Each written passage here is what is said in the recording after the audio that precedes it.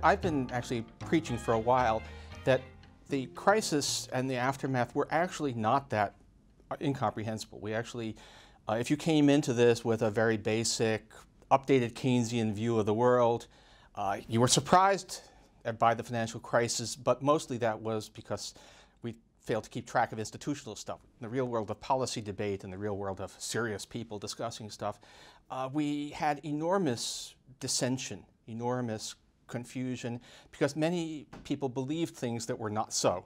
That bad ideas, in many cases bad old ideas, played a huge role in public debate, and we maybe have a chance now, looking back, to say, hey, those ideas really are wrong. You know, they were put to the test in as definitive a fashion as you're ever going to see, and let's learn from this. So I actually have four categories: Austrianism, structuralism, treasury view, and monetarism. Austrianism is this persistent belief that a crisis, a recession, is somehow about fixing the problems that cropped up from excess, that you have too much resources here and not enough there, and in a way that the recession is a good thing, it's a cleansing process.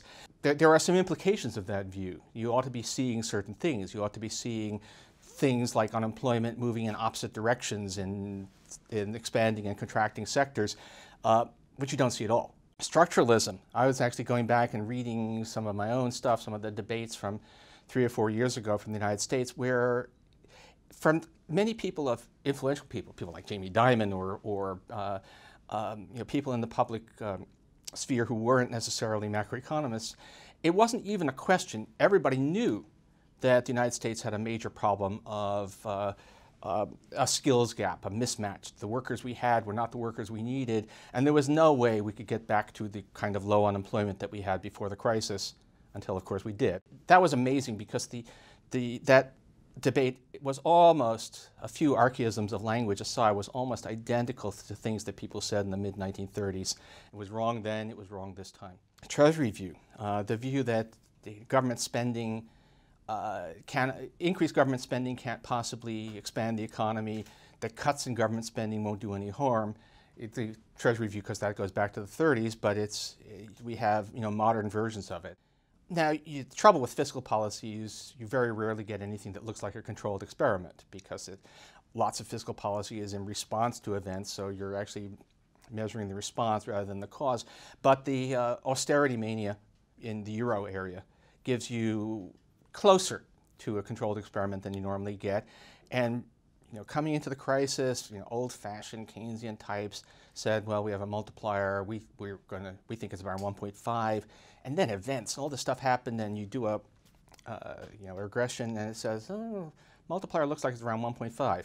So actually, but the view that the fiscal policy can't matter one way or another has been as thoroughly refuted as you're ever going to see. The last bit, well, you know, no one is an old Milton Friedman style monetarist anymore. Nobody thinks that the rate of growth of GDP is equal to the rate of growth of M2, and that's the end of the story.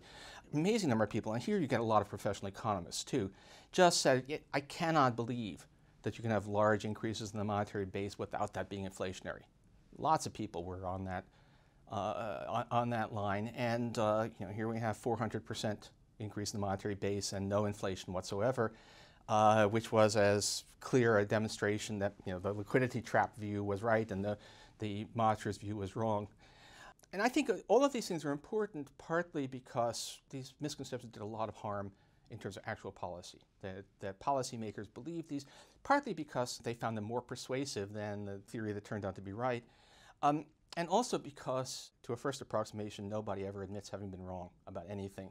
And so there's really been no accountability. I think very few of the people who got these things wrong have acknowledged. There's been very little postmortems on why they got things so wrong. And it's not so much about getting at particular individuals. There are a few people I'd like to spank, but it's about learning from experience, which we have not done enough of.